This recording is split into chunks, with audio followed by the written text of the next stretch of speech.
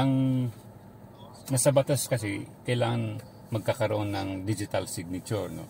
Na yun ang gagamitin ng mga teachers doon sa precinct level para ma-encrypt yung election returns at yun ang ipapadala sa mga server ng COMELEC. So sana sa ngayon ma-implement nationwide. Although ang problem kasi doon mayroong mga 300 to 350,000 na mga teachers. So ang problem ay logistics.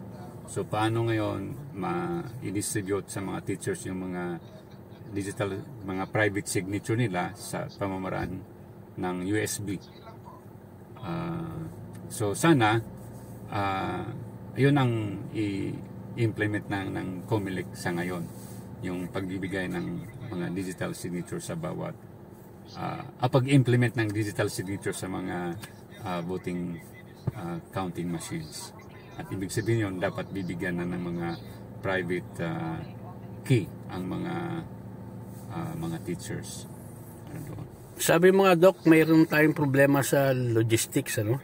So, kung problema pa rin yan, ala ba tayong ibang alternative?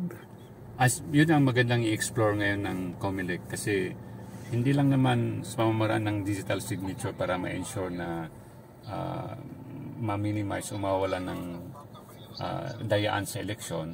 Ang iba pa pwedeng i-explore ng COMELEC, halimbawa yung paggamit ng iris sa mata, no, sa mata. Yun nga nung nagpaano tayo ng ID, national ID, yun ang ginamit ng statistics office yung i-scan yung mata. Pero baka mahirap pa yon, kaya mas maganda yung mukha na lang, no? Gagamitin yung webcam, mapicturean yung mukha. At sa ngayon, mas sabihin ko sa mga bangko ginagamit niya, at maski sa US ginagamit na rin yung pag-authenticate sa pamamagitan ng mukha ng mga siguro ng mga user o ng mga teachers sa BCM.